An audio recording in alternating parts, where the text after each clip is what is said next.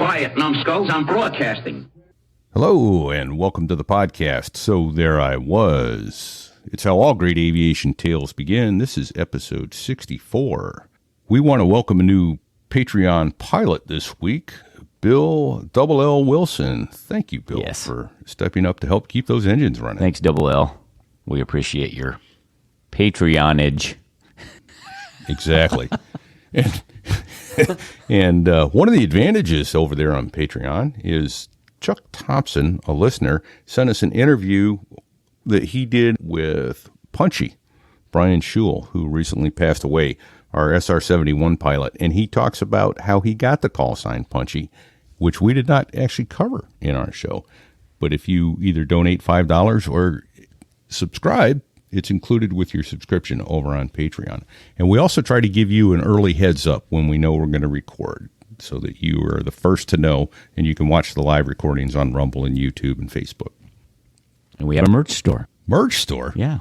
What's that? Well, it's a spot where you can get all your So There I Was merch, including a bikini. Yeah. On time, on target. No. So there I was. Yeah. And hats and T-shirts and drinking glasses. Not that any of us drink here at So There I Was. But if we did, we'd have cool graphics on our drinking glasses.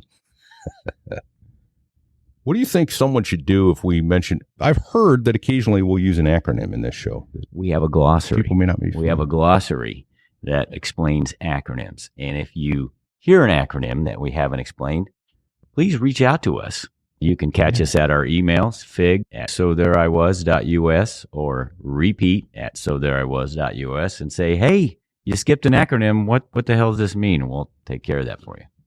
Right. And especially if you've got a helicopter question, write to sticks@sothereiwas.us. He loves talking about those whirling death traps. I don't know. And lastly, hey, could you rate us on Apple Podcasts? Give us 5 stars and write us a nice review, please. If you've got a cruddy review, send that over to someone else that you don't like. Yeah, and share the show. Share the show to your friends. Absolutely. It isn't that hard. Especially if you have a Facebook page, share our links, please, on your Facebook page so other folks can see the fun stories that you're listening to on this show. And one final bit of business before we get to the show this week. We have exciting news for this week's episode of the So There I Was podcast. First, we have a promo swap with the Hard Landings podcast, and our sponsor is none other than HelloFresh. Head over to HelloFresh.com/SoThereIWas50 and use code SoThereIWas50 for 50% off plus free shipping. HelloFresh is America's #1 meal kit. Stay tuned, because we'll be talking about this amazing offer in more detail during the show. Fig, I don't know about you. This was one of my favorites this week with One Eye. Entitled, You're Gonna Have to Talk Me Out. And holy cow, what a story. This is right up there with Royce Williams, who shot down 4 MiGs. The act of heroism, in my humble opinion, he should have gotten a Medal of Honor for this, and so should his crew. Speaking of humble, this man is so humble, and he refuses to be acknowledged as a hero. But after you hear this story, you come to your own conclusion, but mine is he is a hero. And then some, hands down. And the other interesting thing is he won't take credit for it by himself. He said, I didn't do it by myself. And that's true. He couldn't have done it by himself. Everyone would have been dead if he'd not had the teamwork of the Marines around him. But once again, we learn the brotherhood of the Marines, right? That we take care of each other and don't let the other guy down. His story is a spectacular life story, an incredible flying career in the Marine Corps, and then even after, especially when you learn why. It's just mesmerizing and also inspiring. And considering that from high school, his path was set to go to seminary and be a Catholic priest, it's even more amazing. That's a good story, too. You're going to enjoy it. I thought, he's not going there. He's not going there. He just went there. Well, let's get out of the way and let's see. Can I say the one-eyed ugly angel tell his story? Or the one-eyed ugly angel, or the other title of honor he calls it. The one-eyed ugly bastard. And he considers them both titles? Both titles of well, what's the term I'm looking for? An honor. Yeah, but either title is an honor, not derogatory in any way. Don't let go of the collective. Don't let go. In the world's smallest cockpit, on the tanker, through the weather. Oh, and to the tanker crew who did that, thanks a lot. We really appreciated that. I'm just kidding. No, I'm not.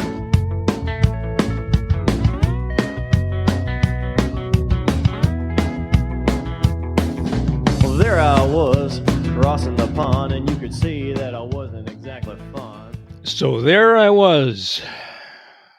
That's how all great aviation tales begin. Repeat here, everybody. Welcome today. We have a special guest with us, but this is Repeat coming to you from New Hampshire. Maybe by the time you listen to this, not sure. My co-host, Fig, I think he's home in Kearney, Missouri. I'm in Kearney, Missouri, just outside Kansas City. Yes, sir. There you are. And we have with us from a week before last, Duber. He's also joining us today because he's got a special relationship with our guest. So welcome back, Duber, as well. Welcome back, Duber. Yeah.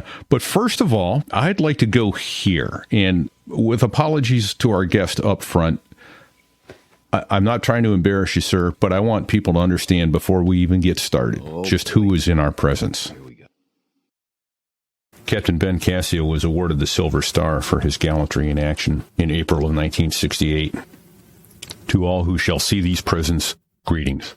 This is to certify that the Commandant of the Marine Corps has authorized Captain Ben Cassio to receive the Silver Star for conspicuous gallantry and intrepidity at the risk of his life while serving as a helicopter pilot attached to Marine Helicopter Squadron 362 in action against armed enemy forces in the Republic of Vietnam. Alerted that elements of the 2nd Battalion, 4th Marines, had been in contact with a reinforced battalion of enemy soldiers the night of April 30th, 1968, Captain Cassio led an emergency flight of 2 helicopters to evacuate 5 severely wounded Marines. Ordering his wingman to circle overhead, Captain Cassio encountered intense small arms fire as he approached the hastily prepared landing zone. Just prior to settling the aircraft on the ground, his co-pilot was shot and fell forward, retained by the shoulder harness. As crew repelled the enemy with machine gun fire and infantrymen assisted, the wounded Marines, now totaling 8, aboard the helicopter. Shrapnel struck Captain Cassio in his face, completely blinding him. Captain Cassio calmly explained the situation to his crew and used his survival knife to break the glass faces of the flight instruments, thus enabling himself to determine the aircraft's performance by feeling the needles of the gauges with his fingertips. Guiding the helicopter with superb airmanship and according to the instructions radioed to him by his crew chief and wingman, Captain Cassio safely delivered his cargo to a medical station without further loss of life. His courageous actions reflect great credit upon himself and uphold the highest traditions of the United States Marine Corps. Well, what can I say? Hoorah, Marine. Welcome. Hoorah. Thank you. Thank you. We're truly honored that you're here today. But you didn't start off as an officer and a helicopter pilot in the Marine Corps. No, I didn't. Actually, there's quite a long story before I even entered the Marine Corps that you might be interested in. My parents both came from Italy, and my father was when he came here when he was 5, and by the time he got out of the 9th grade, he had to support his family. So he only got past the 9th grade, but he was always my hero and my mentor because he was always such a hard worker. And it'll come into the story later on, but my family relationship and really had a lot to do with the person I became. And when I was growing up, we were very involved in a church. Okay. And it was anticipated that I would go into the priesthood.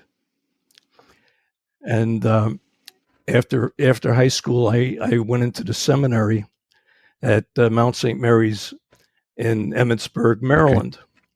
However, before I went into the seminary, during my summers in high school, my next door neighbor was a steamship captain for MSTS, sea transport service.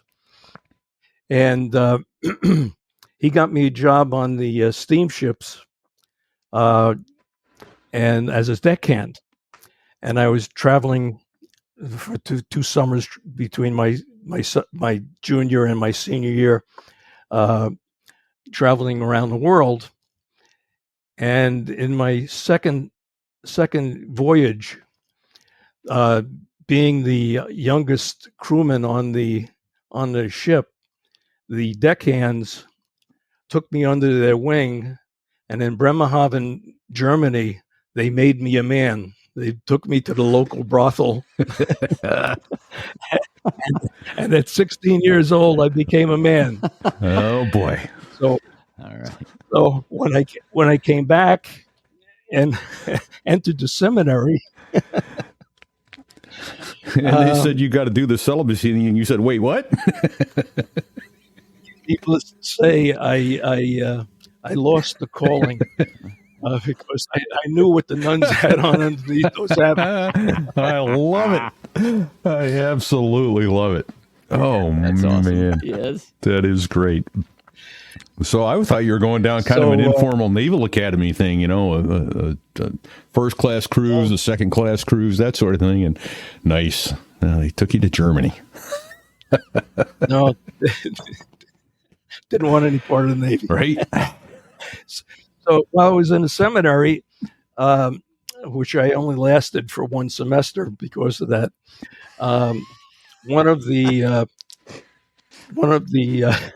instructors or was a lay person who taught he taught English and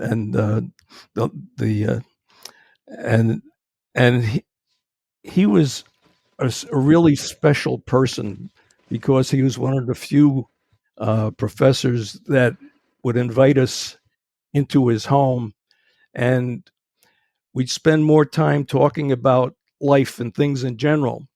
And the thing that I was most enamored about him was that he had been in the Marine Corps, and he had this really neat flight jacket that he always wore. And I said to myself, I want to be like him someday. Right. And so because of him, I left the seminary and I joined the Marine Corps. Okay. Nice. Now, so he flew in the Marine Corps. Okay. He did. Was he a World War II pilot? No. He was just, I guess it would be during the 50s. So, all right. Maybe Korea. He was in Korea. So that's what got me to join the Marine Corps. So once I was in, I met my first duty station was Geiger, Camp Geiger, and that's where I met PX Kelly, who had just became a brand new captain. Nice. And toward the end of my tour, he asked me if I was going to re-enlist, and I was unsure. And he said, "Tell you what, I think what you should do is stay in the reserves, go to college, and come back as an officer." And so I took it as advice, and I went back to college, finished up at Bridgeport. They had a reserve unit up there, and at the end of my tour,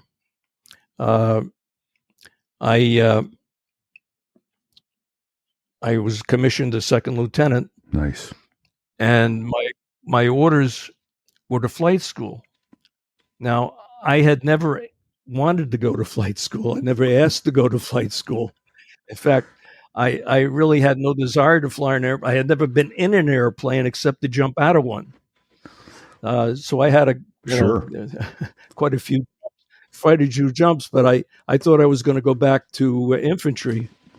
And my orders were to flight school, and I went kicking and screaming because I didn't want any part of flying airplanes. So you're one of those guys with more takeoffs than landings. And that's right. I single-handedly disproved that theory that the number of your takeoffs should equal the number of your landings. Hey, So in flight school, I found that uh, I didn't do too well in the classroom, but I did pretty well with the hands on and flying. But I got through it, and Hey, uh, hey, a lot Ben, had what year was that? 64 or 65? You were in flight 60, school. 64. Okay. 64. Yeah. and I'd like to take, sorry to break for just a second. You mentioned a gentleman by name earlier, and for those that are not Marines, although everybody should know him, but those that are not Marines, Fig, do you remember this guy, Paul Xavier Kelly? What Yes. was so special about that guy? Well, here's why I remember him. In school, he was the commandant of the Marine Corps. Yes. Yeah. And a great guy. I met him on several occasions down at LZ Bluebird, I think it was. Is that right, Duber? Or is it Bluebird where you guys did the combined arms? So I'm getting the thumbs up. He's there you are. Yeah. Yeah. So we go to LZ Bluebird with the Hawk missiles, and they do the combined arms exercise and bring the helicopters in and repel Marines out of the helicopters and that sort of thing. And on 2 or 3 occasions, I met General Kelly as he was hosting VIPs at LZ Bluebird down in Camp Lejeune. And just a genuinely warm and pleasant guy. You'd never know he was a 4-star by his demeanor. But So, hey, One Eye, was he your platoon commander initially, or company commander? Yes. Platoon commander? Wow. Yeah. Wow. Yeah. That's awesome. that's awesome. Talk about learning leadership from a great. Yeah, even then you could tell he was going places because he was so far above everybody. Nice. Yeah. He oozes, leadership oozes out of his pores. Right. Yeah. So that not a bad start, not a good inspiration, No. or not a bad inspiration to get a good start from. So now I have another question. What percentage of officers were basically forced to go to flight school like you were? I mean, that's kind of unheard of. That's so antithetical. I don't know. But I think at the time they were looking for cannon fodder for Vietnam, so they were truly, Wow. because I think a lot more people went to flight school that would not have ordinarily have gone. Did they even say, take this test to see if you got any aptitude, or they just said, nope, you're smart on paper, you're going to flight school, or did they go by ABC? How the hell did they pick the guys that were sent into flight school? Any idea how you got roped in? I'm glad you did. No, no. All right. Wow. Well, that's a time. I mean, times were way different. Yeah. I mean, how many guys were we around would give their left testicle to go to flight school? Yeah. and you got sent. You wanted to go back and be an infantry officer? It's needs of the Marine Corps. Right? Yeah. It's always I didn't know any better. always needs of the Marine Corps. Well, you can sure fly a whole lot further in a short amount of time than you can walk. So, Yeah, that's true. but okay. So you how was flight school? What was that like for you? Flight school was okay. I as I said, I didn't do too well on the brain work, but flying I did very well, and that really went back to my childhood because when I grew up, my family had a lot of relatives that lived really close by, and I had an Uncle Henry who lived right next door. And I always used to love to listen to him tell his war stories. Nobody else wanted to listen to him, but I used to sit on his knee and listen to. Because he was with Patton in Sicily, and I used to love to listen to his war stories. He was Patton's mechanic, and when I was old enough to look over the fender of a car, he started teaching me all about cars and engines and everything that moves. And he was such a master at that. So he ended up, he started teaching me how to change the oil and then how to change everything else. And when I was 14, he said, okay, I'm going to teach you how to drive. So he took me down to the lumber yard. They had a big field out there. He had an old Austin Healey 4-speed floor shift. Okay. And he tried to teach me how to drive. And I couldn't coordinate the clutch and the gas. And I kept on going into low speed stalls. And he said, look, turn it off. Listen to me. He said, this is just a machine. Don't let it drive you. You drive it. Become one with the machine. Make it do what your mind tells you to do. And I kept that with me all these years and through flight school, and become one with the machine. And not only did that help me through flight school, but I think when that day came, when I had that the episode, that was one of the many factors that saved my life and those that were with me, becoming one with the machine. Wow. I mean, that is such great advice. Fig, how many times over the years have you seen people just along for the ride that they're still learning? They're like, well, Yep. right? Yep. Yeah, Duber, you too, right? I mean, you flying with guys and they're letting the machine fly them. That is the best advice that a person could give, and that you took it to heart so early is a testament. That's awesome. Yeah. Well, great. So when after flight school, my first operational squadron was HMM 162 in New River, and that's where I met one of the other big factors in my life. We had a maintenance chief by the name of Willie Sproul. You know who that is, Dover, don't you? Okay, Maintenance Marine of the Year. Okay. that's right. MCAA award is named after him. Yes, and he was my maintenance chief in 162, and then God blessed me by making him my maintenance chief in 362 when I went to Vietnam, and I'll get into how he affected me when I get to Vietnam. So when I was in 162, we did a Carib cruise down to Vieques and Puerto Rico, and spent about a year there before I went to Vietnam. Just before I went to Vietnam, my father, who had worked himself up from ninth grade, he started working in the kitchens at Metropolitan Life Insurance Company, and worked his way up to eventually becoming the head of the commissary there, feeding the 20,000 employees per day. He also was the first president of the National Stewards and Caterers Association, which is the American Restaurant Association, and he wrote the gourmet column for Q Magazine. So when I was at New River, the Navy asked him to take a trip around the world and choose the best Navy mess. Nice. Yeah. So when I was at New River, the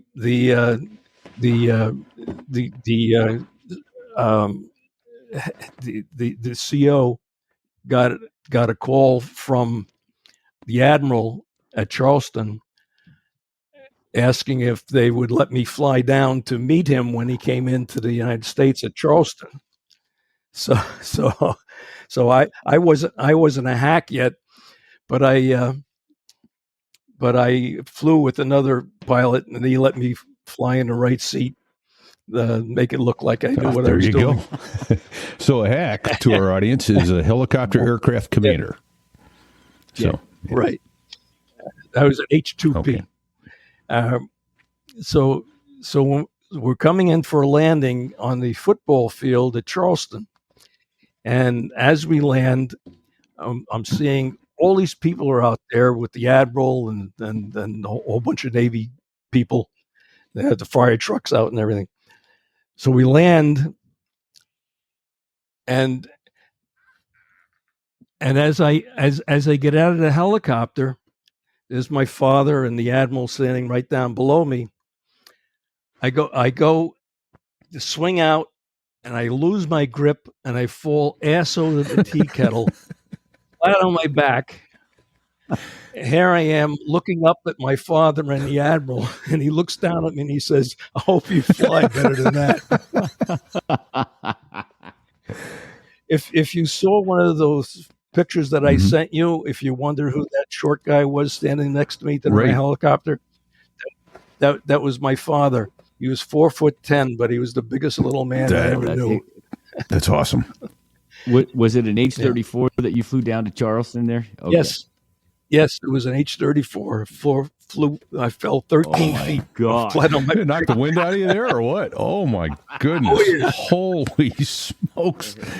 That's amazing. Yeah, I also remember reading in there is that your mother was from Rome, right? Yeah.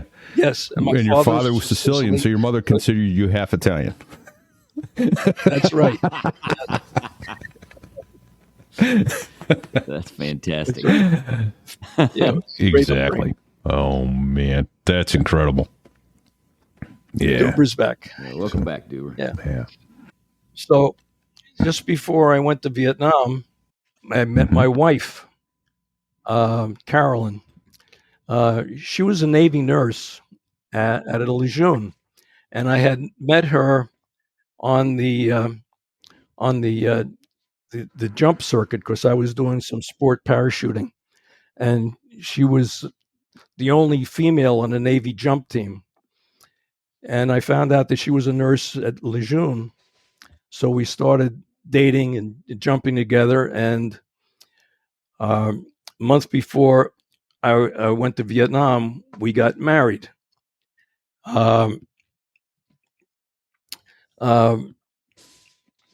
She was really something because it was like marrying one of the guys. She could out curse, out drink, and out fight any guy, but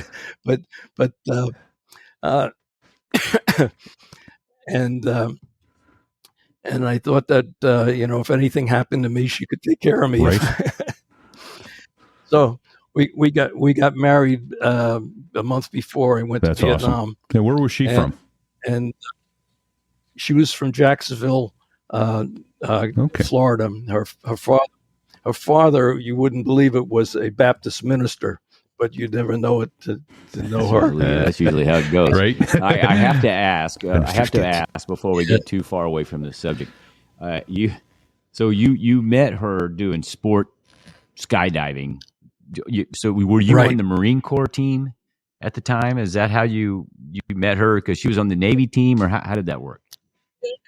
Not technically, because the Marine Corps didn't really have a team, but Lejeune had a group of guys that said they were the Marine Corps team. Self-anointed team. There you go. So did you get your jump wings when you were in the infantry before? Yes. Okay. Yes. Nice. That's unique. Not all Marines get to do that. What kind of was it? A recon? Was it a recon unit? Yes.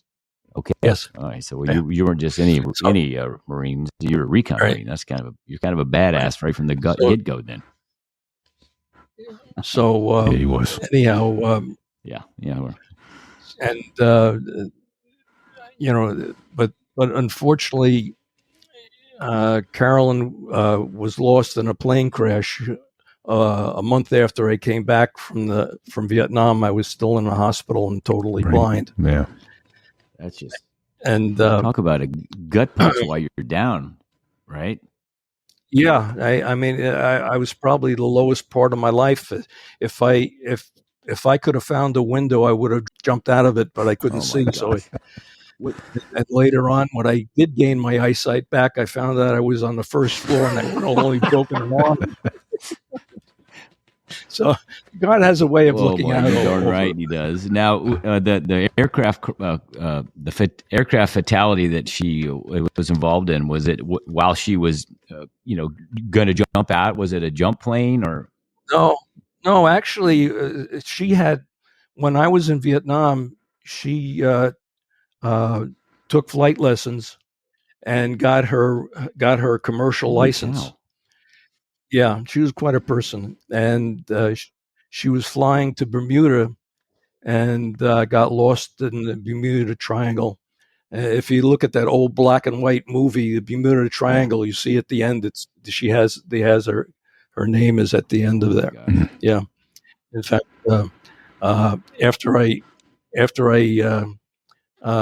got out, I don't know if you could see this. Oh yeah, Oh, your wings. Your Yep. wings. Yeah.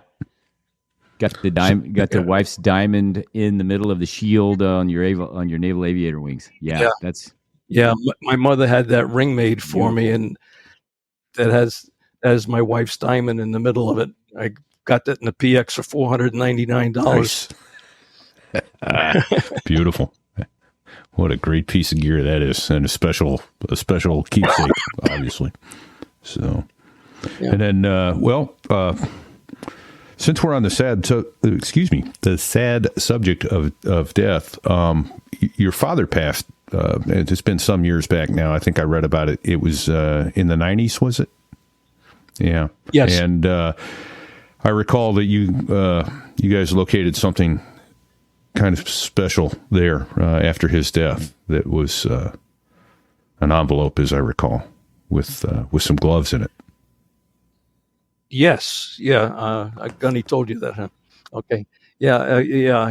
When he passed, we found an envelope with a note in it that he wrote in his own hand, and it said, "These are the gloves of my son, who was wounded in combat." It still had the blood on him. And he says, "When I die, I want to be buried holding them in my hands." wow. Yeah. And he did. So an especially close family. So you obviously looked up to Yes. him, but he looked up to you as well as a Yeah. Even though he's only 4'10", I looked up to him. well. That's it. I mean, physical always be stature on my ain't it back. in life, right? Yes. Yeah, that's incredible.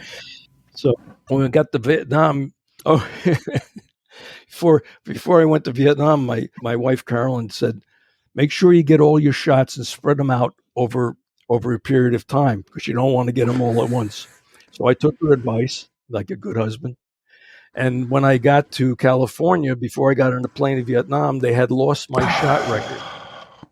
So I had to take all 6 shots All at over once again. before I got on the plane. Oh, When I got on a plane, I was so sick, I didn't think I was going to make it to Vietnam. I thought I was going to die before I got there. gosh. Yeah. I've got a funny story about that. I was made sick. I think it was the typhoid. It was either the yellow fever or the typhoid shot. I think it was the typhoid shot. And so I said, well, being an enterprising young man, I grabbed my medical record and I took the exact information from the typhoid shot and put it in the next year. And a year later, I put it in again. I'm not taking that damn shot again, no matter what. And then one day I'm in there and the corpsman's looking through my shot record and he goes, that's unusual. Oh, what's that? This typhoid shot. I go, yeah, that one hurts like a bad word. I hate that shot. He goes, yeah, that's weird. I go, well, what's that? He goes, that's like once every 10-year shot, and they've given you 3 years in a row. So you should probably know what you're doing before you start gun decking your medical records. Oh yeah. You sneaky Marine. It's okay, I'm a doctor. Dr. Repeat. Oh, well. Oh my God. Did you know HelloFresh offers more than just delicious dinners? Now you can skip that extra grocery store run by adding snacks, sides, and more to your weekly order. Simply shop HelloFresh Market and choose from a curated selection of over 100 items. Whether you're looking to eat well, reach your food goals, or simply save time, HelloFresh has you covered. Their menu features calorie smart and protein smart options, as well as new vegan dinners to choose from. HelloFresh makes it easy to enjoy flavorful recipes that leave you feeling satisfied. With HelloFresh, you can have it all: free time and fresh, tasty food. They take care of the meal planning and deliver the ingredients so everything you need to whip up a delicious meal arrives right at your door. And speaking of variety, HelloFresh offers 40 recipes to choose from every single week. Say goodbye to boring meals and hello to exciting new flavors that will keep you inspired in the kitchen. When you need dinner fast, don't settle for delivery. Think HelloFresh. Their fast and fresh recipes are ready in just 15 minutes or less. Plus, HelloFresh is 25% cheaper than takeout, so you can enjoy delicious meals without breaking the bank. Featuring quality proteins, fresh produce, and plans for many lifestyles, it's no wonder why HelloFresh is America's #1 meal kit. Join the millions of satisfied customers who've transformed their dinner routine with HelloFresh. Go to HelloFresh.com/SoThereIWas50 and use the code SoThereIWas50 for 50% off, plus free shipping. And if you're still not convinced, let me share my personal experience with HelloFresh. We initially received it as a gift, and our first meal was pork tacos with mango salsa. Was it ever a revelation? It was absolutely amazing, and we've been paying customers ever since. So why wait? Go to HelloFresh.com/SoThereIWas50 and use the code SoThereIWas50 for 50% off, plus free shipping. That's an incredible offer you don't want to miss. Say hello to HelloFresh and goodbye to boring dinners. HelloFresh, America's #1 meal kit. Have you ever wondered why the floor of a commercial airliner is illuminated? Or why the safety briefing says to wait until you are exiting the aircraft prior to inflating your life vest? Or what are those moving parts on the wings? Check out Hard Landings podcast. They cover commercial aviation accidents, incidents, explain how things went wrong, and discuss how each event has affected aviation safety. Now is the safest time to fly. Check them out wherever you're listening to podcasts. Keep your airspeed up. So I get to Vietnam, and my first day in country, they flew me from Da Nang down to Key Ha, where I met the squadron I was going to join, HMM 362, the Ugly Angels. And I think Gunny's told you the rest of this story. Oh, yeah, your first combat mission, as I recall. My first combat mission. There you go. Let me put, for those watching online, I'm going to put Duber up nice and large there. There we go. HMM 362 Ugly Angels. And that's actually, I'm thinking I'm going to make that that patch is going to be the show logo this week. That's awesome. That'll be cool. Yeah, that's an awesome patch. Yeah. Duber, is it the same? Is it the same still today? Same patch, same logo, like when you flew? No. Or was it changed a little bit? He's digging. Oh, yeah. He's digging. Yeah. Oh, he's got it. There we go. Oh, there's the new. Oh, wow, that's much more intimidating looking than Snoopy on the on the doghouse. Nice. Okay. Oh, wow. So, which is and Duber is showing us all these patches online. The beauty is that was his first gun squadron, if you recall from his show a couple weeks ago. He got to go there because one of your squadron mates was Larry. Was it Francis Larry Turner? Yeah. He said Flubber was his call sign, as I recall. Do you recall how he got that call sign, or no? Okay. No, I don't. Okay. I don't. But somebody does.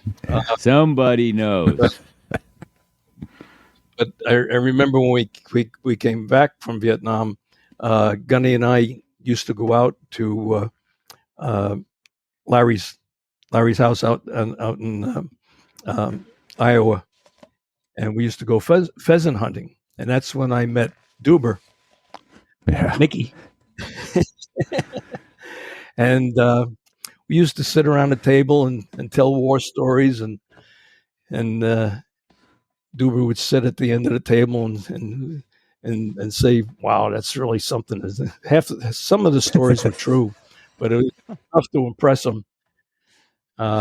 So he became the first second generation Ugly Angel when he joined the Marine Corps and joined HMM 362 as an Ugly Angel. Pretty awesome. And we've been close family ever since. That's incredible. Yeah, the extended family that is the Marine Corps. That's a big deal. Yeah. Yeah. Very cool. So I'm back in Vietnam, and I met the squadron down at Keha as they were coming off the boat, and the squadron was giving a 48-hour stand down so they could regroup and get settled. And get liquored So up. of course, yeah. So the first thing everybody did is head to the slop chute and get sloppy drunk. From what I understood, it was mandatory. Yeah. That particular. Yeah. Right. And that's where I met my squadron mates at the slop chute. And yeah, it was really a nice presentation. And and about 2:00 in the morning, while everybody was still drunk or passed out, we get the order to mount up. They needed an emergency insert. I think they had to insert a battalion of South Vietnamese up near Da Nang. I don't know how far it was, maybe 40 miles north. And we had to join another squadron. And so everybody runs out to the aircraft and say, we didn't have any pre-brief or anything. You're flying with you. You're flying with him. I'm flying with you. Like picking teams in the 8th grade, huh? Yeah. So I ended up in the last aircraft and taken off, and I'm watching this clusterfuck take off, and Technical term. A technical term indeed. but very descriptive. And as they take off, everybody's sort of trying to fly formation, but not too well, and and every once in a while you see somebody fall off because they fell asleep or they passed out, and all of a sudden they come back in because the co-pilot grabbed it back, brought back in, and luckily nobody was injured or killed, and we made it up and back without any losses. But that was my first flight and introduction. Nice. And that was May of '67. Okay.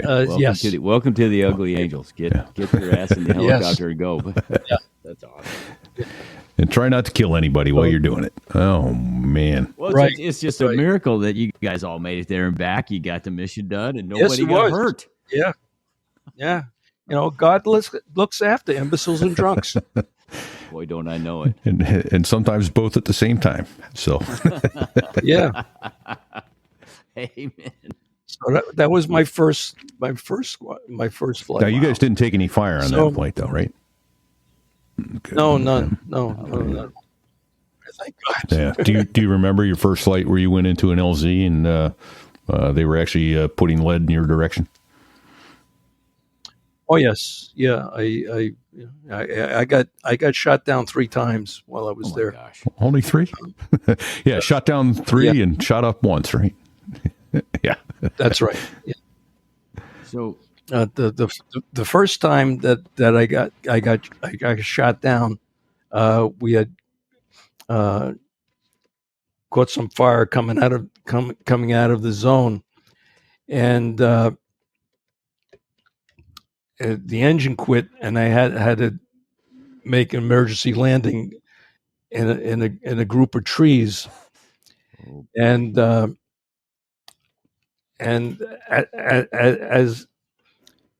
I hit the trees, I put my hand up to brace myself, and the window slammed shut on my thumb and took my thumbnail off. That hurt like a son of a bitch. Like, if you ever get your hand caught in a car door, you know what it feels like. It hurt worse than when I actually got hit, and it bled like a son of a bitch. So, so when I got back, the corpsman bandaged up my thumb, and he says, "Well, you drew blood on the fire. You could get the Purple Heart." I said, "Don't you dare be into a Purple Heart. How am I going to explain this to the grandkids? How'd you get the Purple Heart in the war, Daddy?" Yeah. Lost my thumbnail in it. Yeah. Listen, I said, "When I do it, I'm going to do it right." And unfortunately I did. So Ben, in that scenario where you put it down, were you carrying a load of people? Did you have cargo on board? Were you empty? No, it was coming out. No, it was empty. So it's just you, the crew chief, and your co-pilot, and the wingman was there to come down and pick. Do you me up. remember what caused the engine failure? Was it shot or was it okay? Yeah, it was shot. Okay. The second time got shot down, I was able to land, and we knew that the VC weren't too far away, so we immediately ran for cover in the trees and set up a defense line. And as I'm laying there, this woman comes walking along with a bush hat on and wanted to know what we were doing there. And it was Vicky Chappelle. Remember Vicky Chappelle? She was the from Australia. She was the photographer from Australia, like a war correspondent. Yeah. Yeah, National Geographic. Yes. National Geographic correspondent. Yeah. Hey, what are you guys doing here? Just walks out. What are you doing? Oh, wow. That's what are you doing here? That's almost a show don't hear, title. You don't, no, right? Yeah. Oh man. Hey, so were both of the first two times you were shot down? Was that daytime? I'm assuming daytime. Yes. Okay. Yes. And what about the third? All three. Times. Okay. What happened to the third time? Nothing. I just landed in the my wingman picked us up and they went back and got the helicopter.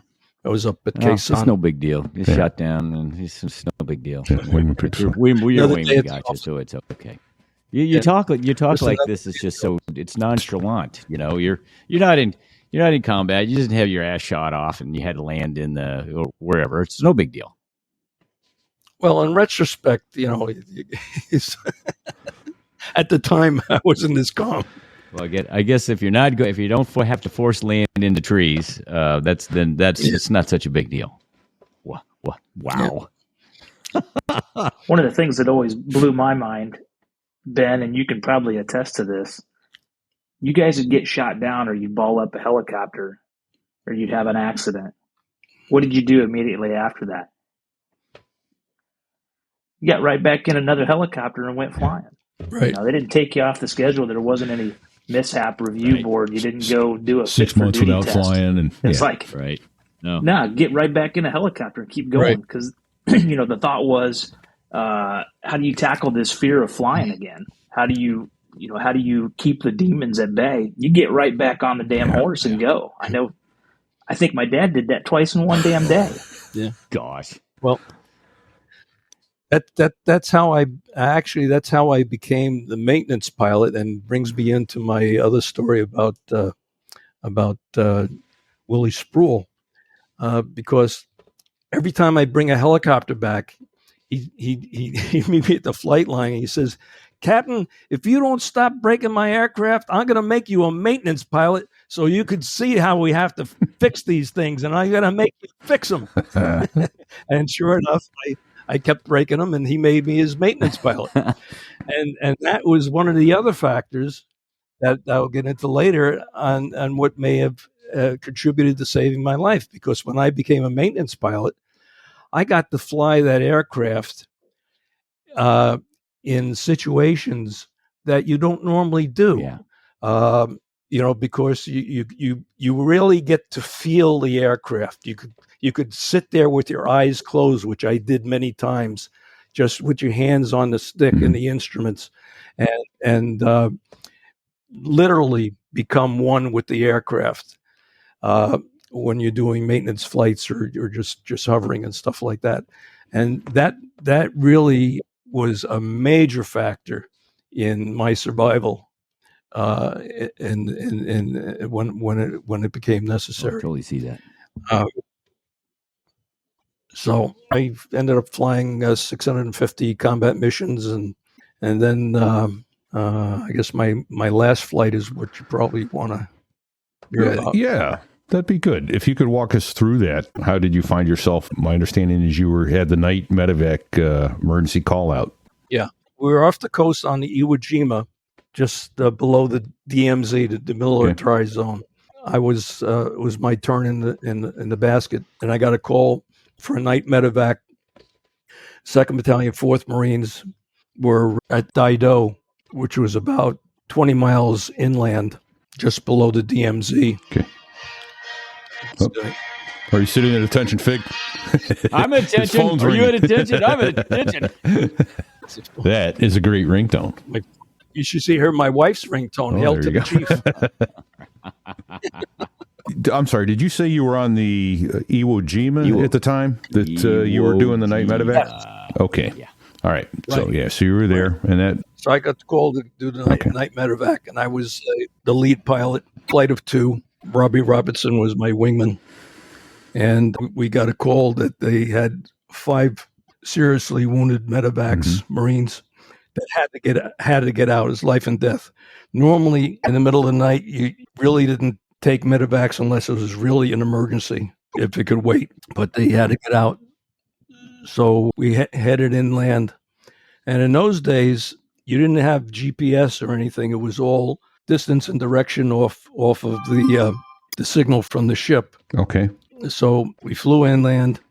And as I approached where I thought the site was, I told them I called for situation. They said that they had broken action just shortly before. They didn't know how close the enemy still was. I told them to identify the zone and put a strobe light where they wanted my right wheel to land. Okay. This way, I would come on, land on the strobe light, and cover it, and then they'd know where to load. Stage the medevacs to loading. Right. So I came in and I landed, no problems, and they started loading the medevacs. And meanwhile, my wingman was circling overhead. As soon as they started loading the medevacs, all hell broke loose. We received fire from 360 degrees all around. Robbie said that it looked like the spokes of a wheel, and I was in the middle. He never expected me to come out of that zone. There's so much fire coming in. While they were loading the medevacs, I got hit, caught shrapnel in both my eyes. I didn't realize what it was because I didn't feel any pain. I must have been in shock. And I never felt any pain for the whole time. But I couldn't see, and I tried to wipe my eyes, and I couldn't clear them. So I called my co-pilot on the ICS, and he didn't answer me. So I reached over to get his attention, and he was slumped over. So he had gotten hit. So I called down to my crew chief, Bob Bush, and I said, Bob, I can't see, and Larry's hit. We can't stay here. We're taking too much fire. We have to get out. You're going to have to talk me out. And he said, okay, Captain. He says, and he was loading the medevacs as all this took place. He was returning fire, loading the medevacs, and he started giving me directions. And he was also wounded. He got shot in the ass for the second time. Because he had nothing else going on. Just loading, shooting, dealing with wounds. Right. Let me talk the captain out of here while we're at it. Yeah. And he's a story unto himself. I'll get into that in a minute. So I started adding power. And this is where all these prior experiences come together. I started adding power, and I took my K-bar out. I don't know why, but I took my K-bar out and I smashed some of the gauges so I could feel the instruments. And as I was adding power, I felt that I had enough power because I could hear and feel the vibrations, and I knew what the aircraft was doing. And I couldn't lift off. Bob says, we can't get off the ground. They loaded 8 medevacs instead of 5. You're going to have to roll it. Just an extra 600 pounds. So yeah. So I started rolling the aircraft forward. And as we picked up speed, he kept, keep it straight. We bounced through a dry riverbed until we gained enough speed to get airborne. Gosh. And once we were airborne, my wingman, Robbie, came down, got in between me and where most of the fire was coming from, acted as a shield and suppressed fire. And he took over and he told me everything that he was doing, to talk me out 10 miles south to the mouth of the Quaviat River, where we landed there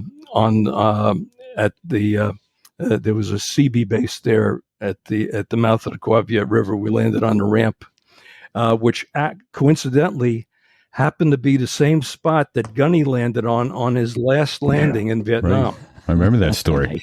Yeah. And in 2011, Gunny and I went back to Vietnam, and we went back to that spot. Does it look any bigger than it did then? Because, of course, you didn't see it that night, obviously. But holy cow! Yeah.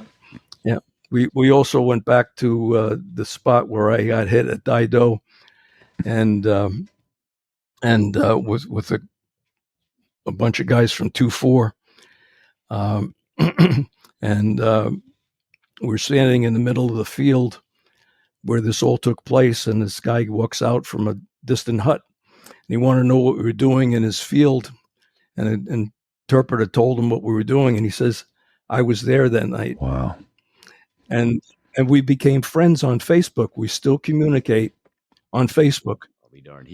He was there as the enemy, as the opposing force. Well, he was a lot younger then, so it was his family. I guess worked that field. Okay. Yeah. Wow. Yeah. How about that? Yeah. So and he remembered that quite distinctly. So where was I? So you had just landed at the mouth of the Quaviat River with the 8 wounded Marines. Yes. Right. And then my wingman came down and picked me up, and they sent out the helicopters to pick up everybody else. They brought me out to the hospital ship, and I was on the operating table within the hour after I was hit. I spent 7 days on a hospital ship. The flight surgeon that operated on me saved the sight in my right eye, although I didn't know it at the time because it took a while before that sight came back, and had to nucleate the left eye, which I have a prosthesis in there now. And he actually became my eye doctor for many years when I came back to the States. That's incredible. Yeah, and never sent you a bill from what I read in your. That's right. Never sent me a bill. That is just amazing. Ben, what other kind of injuries and wounds did you have other than to your face? That's all. Yeah, that's a minor shrapnel wounds, the arms and legs, but nothing. Okay. So it was all on the left side. The shrapnel came from the left side of the helicopter? No, I don't know where it came. I think it came straight on. Okay. Yeah, because because they found some bullet holes in the map case right behind my head. Right. When much has come through, when I leaned over to check on Larry, it must have came right through the windshield and went up into the map case. But I guess the shrapnel from the plexiglass and everything else that came through the dashboard must have come through my eyes straight on. Wow. And now you've mentioned Larry a couple times. It was Gunny's recollection that he died that night, but I think I read in some things you sent us that he did not pass that night, that he went on to fly a little bit more and recovered from his wounds. Yes. but was unfortunately Yes. lost later in Vietnam. Yeah, he was lost in the midair about 6 months later. He was coming out of his zone and ran into the belly of a 46. Ooh. Okay. But that was his first. He was brand new in the squadron. It was his first medevac. Wow. That's rough too. That's feet right in the fire. Yeah. And it was Larry Houck, Houck. Yes. Okay. Thank you to Larry's family for his service and his sacrifice. Yes. Amen. That is that story. Your story. It just my palms are sweating. I've read it a couple times. Just hearing you talk about it, my palms are sweating. The hair in the back of my neck was standing up because I'm trying to put myself there, and that's just intense, right? And so, well, I have a lot of people to thank for that, and I have to take the time to tell you about my crew chief, right, Corporal Bob Bush. Yes, Bob Bush was. I sent you a picture of him. I don't know if you saw that. But, he and I are friends to this day. He was a young corporal, 19 years old, and the only corporal to actually have an aircraft of his own and be a crew chief. And it was because he was so good at what he did. He literally slept in that helicopter. When my parents were sending me salamis, his parents were sending him Simonized car wax. He had the only waxed helicopter in combat. If you take a look at the pictures of the damage to Yankee Lima 12, you'll see that it's highly polished, not the dull green that is normally on the aircraft. That's how much pride this guy had in his work. And the pilots used to fight to get to fly with him because they knew how well he kept that aircraft and how much it meant to him. And I remember before this happened, we had been flying together up at Quai San, and we were taking a break. And I said to Bob, "Your tour is getting short. What are you going to do now? Are you going to go back, get out?" And he says, "Oh, shucks, Captain." He says, "I ain't getting out of the Marine Corps. In fact, I'm going to stay here. I want to stay up for another tour because if I go home, I'm just another," and he used the N word. "I'm either going to end up in jail or in dead." He says, "So I ain't going back, and I'm staying here because people respect me for what I do and not the color of my skin." And that stayed with me, for all this time. I was blessed, not lucky, but blessed to have him as my crew chief that night. And he was one of the many factors that went to, it was all teamwork. They wanted to put me in for the Medal of Honor, and I said, it wasn't me. It was teamwork. It wasn't one person. It was all of these factors, all these people. But anyhow, I lost track of Bob for many years, and then they managed to find him and get him back to one of our reunions. And we had a very emotional reunion. And I said, "Bob, where you been? What have you been doing all this time?" He says, "Shucks, Captain." He still won't call me by my first name. He says, "I got shot in the ass for the second time, and they took me out to the hospital ship. I spent a couple of days. They patched me up, and I came back, and the first thing I did, I went back to look at my baby." Yeah. And he says, "My whole life just fell apart." He says, "She was completely destroyed." He said, "I went into such a severe state of depression that I just finished my tour. I got out of the Marine Corps, and I went back to Youngstown, Ohio, and I was working in the steel mills, and I didn't know whether to commit suicide or what I was going to do." He said, "But thank God my mother and my wife were very strong in the church, and through faith, I said one morning I got up and I said, today I'm either going to kill myself or going to turn my life around." And actually, he turned his life around, obviously, because he was there to talk to me. He ended up going to college, finished college, went to law school, became an attorney. He became the chief of police in Youngstown, Ohio. And the last time I talked to him, he was running for mayor. Nice. Now that's a success story. And exactly. Yeah. And then if you looked at the picture, and I'll have it up within the podcast as well, but I had it up on the video. I think I read he stopped counting the holes in the side of that aircraft at 500. Oh, yes. He said, I stopped counting at 500 bullet holes. Wasn't going to buff that out. No. All the wax in the world wasn't going to fix that one up. Wow.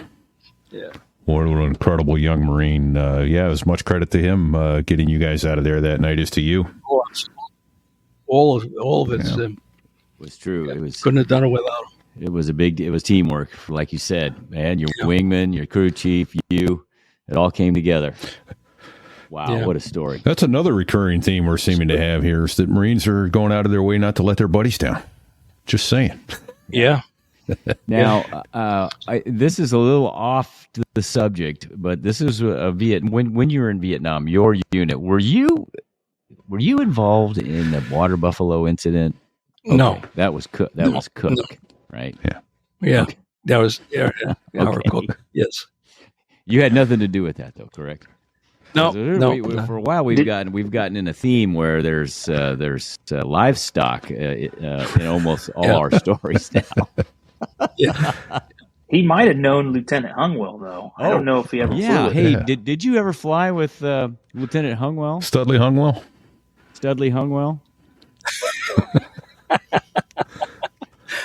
A lot of them who thought they were.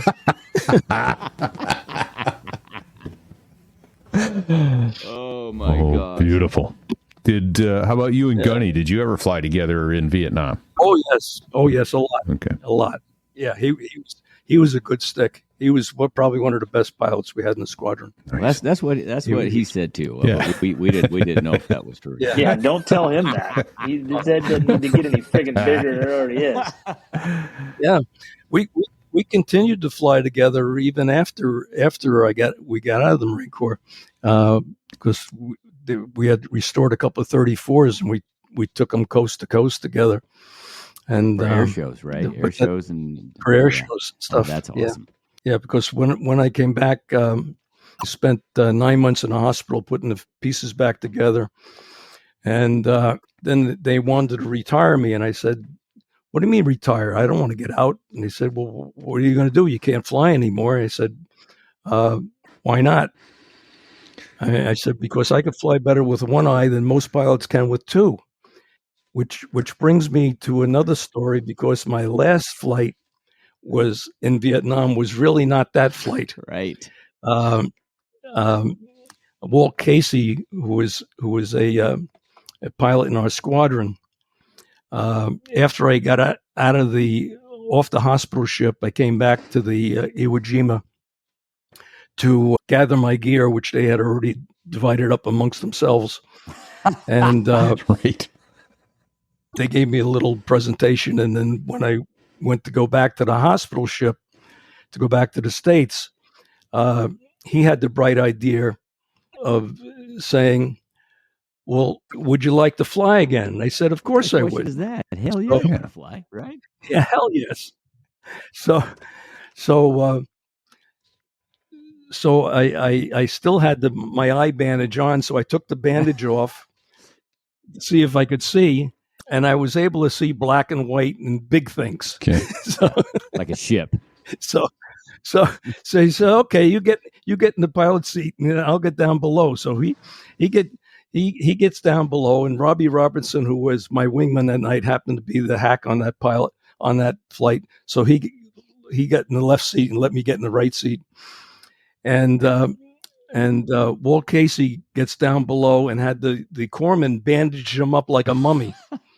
And he's laying down below on a stretcher, and I'm flying the medevac back to the hospital ship. Flying your own medevac back to the hospital ship. I am flying my own medevac back to the hospital ship. And God looks at the imbeciles and drunks, and I was able to get on without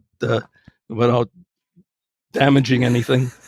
And the corpsman come running out with the stretcher, expecting to get the medevac out from below, and I start climbing down from the pilot top seat 13 feet up. pilot seat. And he gets out from below and starts unwinding all these bandages that are going up into the rotor blades. he jumped into the pilot seat, and I jumped. I laid down on a stretcher. Oh, that's and he got out of Dodge Yeah. real quick. Well, if I told you that the CO of that ship did not have a sense of humor, it would be an understatement. Oh my gosh, He went apoplectic. That is amazing. Whoa. But that was my actual last flight in There you Vietnam. go. that's great. Yeah. Well, the upside is you didn't fall I- 13 feet when you're getting out of the helicopter that day, so that would have hurt a little more. Wow. So I came back to the States and when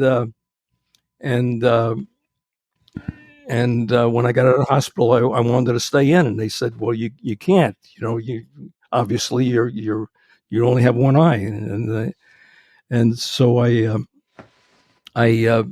went to my congressman, and my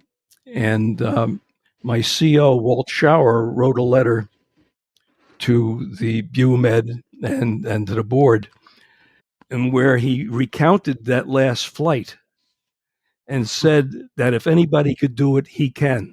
And that's got me back on flight status. So I was the only pilot ever to get back on flight status in the Marine Corps with one eye. That's incredible. And, yeah. So they sent me down to Glencoe, Georgia, where I was training the rear seat navigators for the F-4 Phantom in the Sabreliner. They had taken the back seats out of the Sabreliner and put in 4 radar scopes, and they took the co-pilot seat out of the front seat and put a radar scope up there. And you would take them up and do the same operations you did in the F4 at half the price and half the speed. And I was doing that for almost a year. But the part of the deal was I had to get my flight physical every 6 months instead of every year. And after the first flight physical, they saw that the good eye was starting to go bad so they said, you're going to have to make a choice. You're either going to have to get out or change your MOS to a Cannon Cocker or something like that. So I was 28 years old, and I figured, well, I'll get on with my life. Right. So Ben, just I retired. just so I can get this straight, when you were down in Glencoe, were you training? Yes. Were you training the Rios on the radar and all that, or were you actually flying the airplane? I was actually flying the aircraft. That's outstanding. Yeah. Yeah. Beautiful. Yeah. Yeah. Okay. That's what I was hoping you were going to say that. Outstanding. Yeah.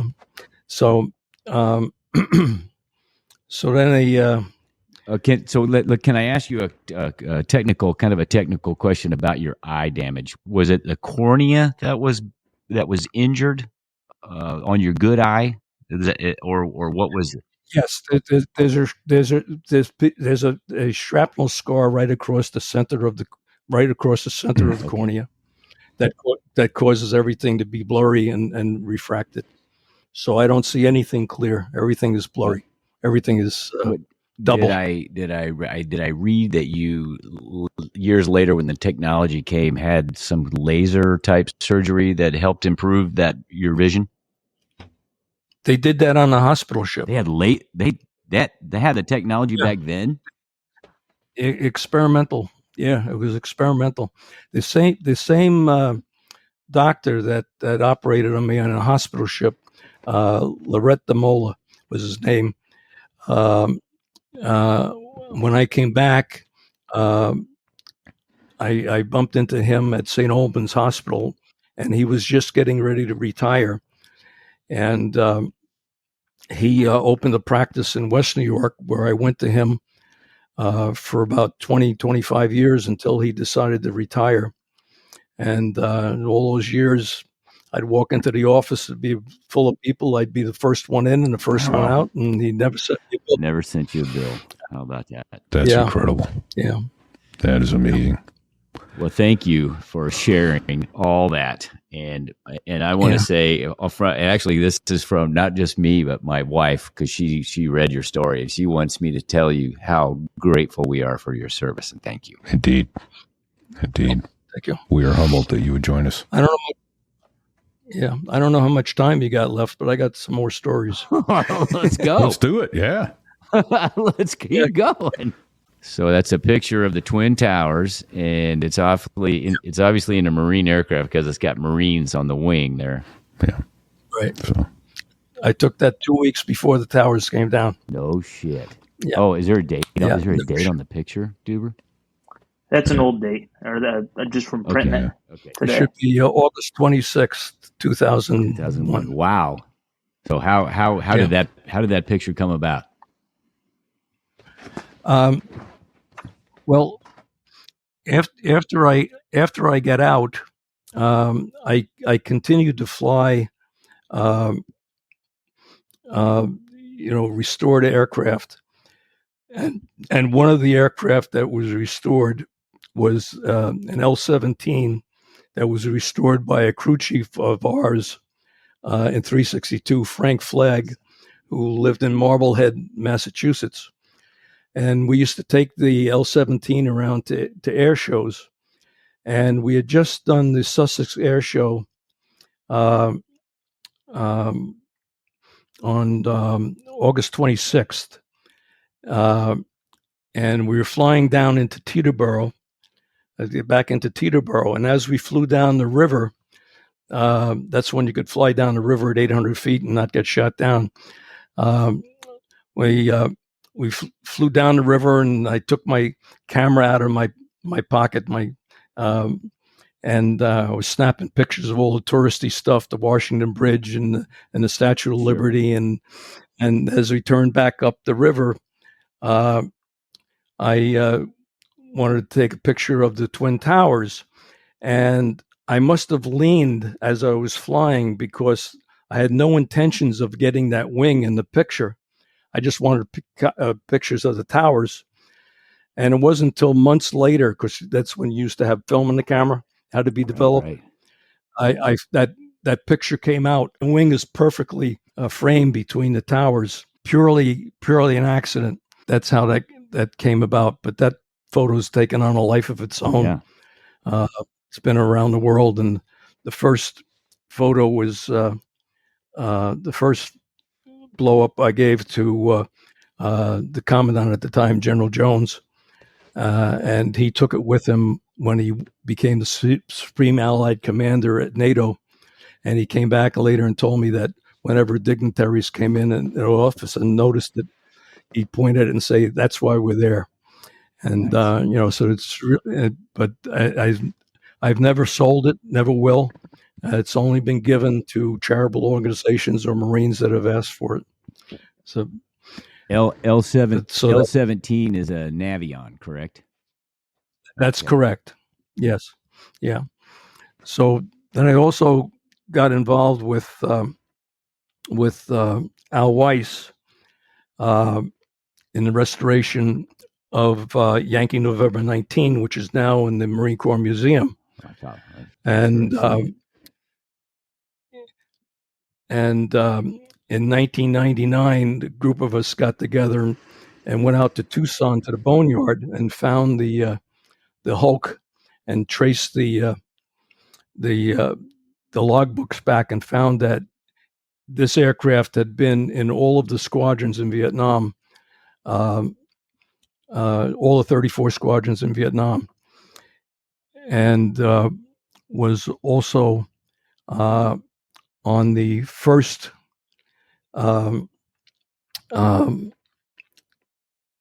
first landing off of the Iwo Jima in 1965.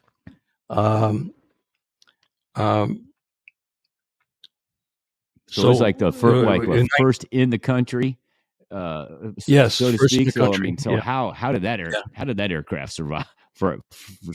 all those missions? It just did. Right. Well, it still had a lot of bullet holes in it, but it survived. Did you happen to have time in that particular helicopter? Do you know? You did Yes, personally? when it was in our squadron, because I was the maintenance chief, and when it was in our squadron, I got to fly That's it. something. Wow. Yeah.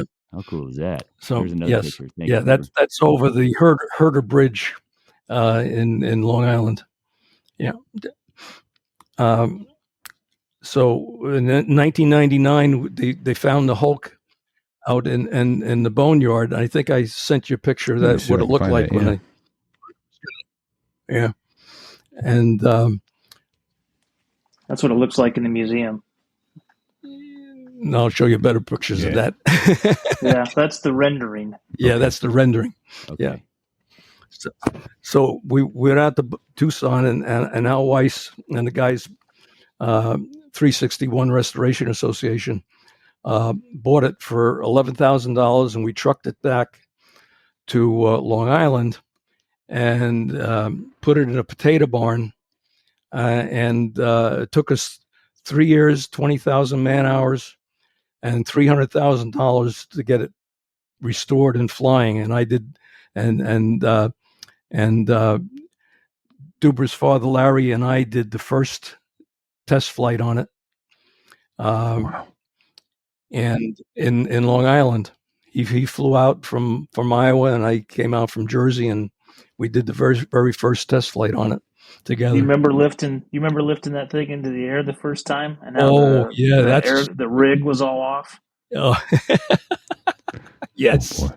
Yeah, the flight control rig was off, and Yeah, you pulled up into. Yeah, you tell it. You were there. Yeah. So tell us what happens when the controls are out of rig. What's that? So tell us what that looks like. So, we both Larry and I had both been maintenance pilots, so we were very, very meticulous and careful on the pre-flight. We went through every nut and bolt and everything, and I got it turned up and went through all the tests and make sure everything was absolutely perfect. And so Larry had more hours than I, and he knew a lot more about that aircraft than I will ever know from his many years of flying it. So he was the chief. He was the hack. So he says, "Okay, this is what we're going to do."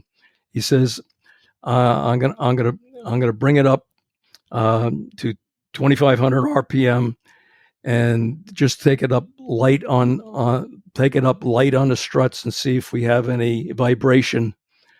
Of course, you don't want to go into ground resonance if anything's out of whack." He says, and then I'll take it up into a very low hover. And then if everything's okay, we'll go forward and and take it around for flight, for test flight. Wow. So we go through all of that, and as he takes it up into the hover, you've never met Larry, but he's a large guy. He's rather rotund and has a very large belly. So as we're taking it up into a hover, I notice he's got the stick all the way back in his belly, and we're creeping forward. So he yells, "You take it! You take it!" So he unstraps and he stands up so that the stick is between his legs. Funny. And I grab the aircraft and I'm flying it. Oh my gosh. So we take it up and around, and he says, "Make sure you land very carefully," because he's straddling it. Beautiful. Oh, and that. So we take it out, and I landed very carefully, and he's still got two balls, and God bless him. and that was the very first test flight. Oh my gosh! So is that Duber's holding up a picture? Is that you? Is that the aircraft itself landing at the museum there? Yes, yeah, that was the day we brought it down to the museum. How cool is that? Yeah. When was that? What year was that? Did you guys? That was October 8th, 2013. Oh, see, I don't. So I was at the museum and I think it was. I think I've got that one too. I think it was, yeah. So I've seen that helicopter then, because it was after 2013 that I was there. No. Yeah, a lot of guys get promoted in front of it. You see it. I've got a lot of friends that have been promoted in the main atrium of the Marine Corps Museum. That's awesome. And that's with it right there, and it's just such a neat display. Yeah, now the one I'm holding up here is that was right out of the boneyard. That's right. That's what it looked like when we first got it. So it's basically for the listeners. It is it's an H-34 Hulk. The engine's gone, the rotors are gone, the landing gear's gone, the cockpit windows are all broken. I can't think of anything more intimidating as a project to undertake, to look at that and go, I'm going to make that a flying helicopter again. Yeah. Wow. Yeah. What a project. It took a lot of love and time and money. We got it flying, and on its 50th birthday, we brought it down to the museum. I flew it down all the way with tears in my eyes because I had to give it up. It was my last flight.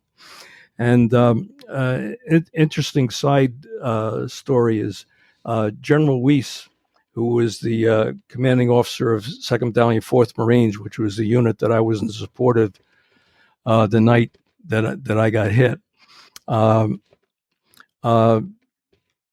They had 2-4 had invited me to one of the first reunions as their honored guests, and I got to meet 5 of the 8 medevacs that I pulled out that night and their families. Yeah, wow, was right. So they made me an honorary member of 2-4, and they gave me the moniker, the One-Eyed Ugly Bastard, because they're known as the Magnificent Bastards. So now I have to explain the difference between One-Eyed Ugly Angel and One-Eyed Ugly Bastard, and try and tell people that both are very, very honorable titles. So, but anyhow, General Weiss was instrumental in getting the museum to let us donate that to the museum. So on that last flight to the museum, I had him come as a passenger, and he was able to land with us and make that. So it was kind of very special, kind of bringing it, full scale from Dido to the museum. So wow, that's another incredible story. Thank you for that. That's amazing. Yeah. Absolutely. Now, the next time I go to the Marine Corps Museum, I'm going to stand in front of that helicopter, and I'm going to know the whole story, how it got there. Yeah. And so anyhow, the World Trade Center photo I told you I took from Frank Flagg's aircraft 2 weeks before the towers came down. That's crazy timing. That really is. Wow. Beautiful. Wow, just beautiful. Well, Ben, we can't begin to thank you for honoring us with your time this afternoon. We really appreciate it. I have been looking forward to this for weeks. As have I. And I'm so humbled and so honored to hear your stories firsthand. Thank you. Yeah. And when Gunny first started telling us the story, it never occurred to me that you might be here to tell it to us in person and hearing it firsthand. So just fantastic. So, well, God has blessed you with a wonderful life, and he has blessed all of us with men such as you who will honor to write that blank check to this country and make it what it is. So thank you for that. Yeah. My pleasure. Dober, give my love to your mom. Yeah, we'll do. Tell Arlene I said hello as well. And as my dad used to call it, your albino crow or your white cockatoo. Yeah, he's still there. Yeah. Friggin' thing cusses like a damn sailor. Yeah. Why does that not shock me? Can't walk in the house without being verbally accosted by his damn albino crow. I like that. Albino crow. I like that. Oh, man. Why does that not shock me? I know, right? Beautiful stuff. Oh, man. Yeah. Well, we've got a couple other thank yous we need to get out of the way as we land this plane. Thank you again for your service, sir. Thank you, Duber, for your service and for joining us today. That's special. Thanks for hanging out, Duber. Yeah, absolutely. So thanks also to the man who helped us put all this together in the first place, Dave Hamilton over at Mac Geek Gab, Mac Geek Gab, the Gig Gab, and the Business Brain. Great stuff. We've got a glossary page. If we've mentioned any acronyms today that we haven't told you what it stands for, shoot us an email. Fig, how do they get a hold of you? I'm at fig at sothereiwas.us. Right. And I'm at repeat at sothereiwas.us. Repeat is spelled REPETE. And there's also sticks at sothereiwas.us, our helicopter pilot here at So There I Was. You can follow us on Rumble, sothereiwas.us/Rumble. Follow us on Facebook at sothereiwas.us/Facebook. And if you can step up and help support the show, become a pilot at Patreon, sothereiwas.us/Patreon. We have a special recording up there with Brian Schul, a.k.a. Punchy, talking about how he got that call sign. We didn't get that on the show, but a listener sent it in to us and is allowing us to share it with you. So if you can support the show, you can hear that story. If you can't support us financially, that's okay. What you can do, you can share this show with all your friends. Share the show. Yeah. Share the show. Yeah. Go on Facebook, share the links to every week's show onto your own personal page and let other friends see it, hear it, listen to the cool stuff you're getting to listen to and that we're getting to listen to. Not that what we're doing is cool, but what we're getting to hear, that's really cool. So, we are super blessed in life to be able to bring this to you. And we appreciate all the help that every one of you does to help help us bring these stories to you. Easy for you to say. I meant what I knew. Who's that? What am I hearing? I don't know. Is there something going on in the background there? Oh, well, I know what that is. Those are the two guys that make the Air Force sound good. Those are the Dos Gringos. They make the Air Force sound good, and they make us sound good because they let us use their music for the show. And that's deeply appreciated, gentlemen. So thank you for your service. Thank you for your music. And thank you for your senses of humor. That's great stuff. Anyway, I don't know. I think we should get out of here. And until next week, everybody stay safe. And as Fig would say, don't sit on the collective. I'm going to tell you, don't let go of it. Don't let go of the collective. There we go.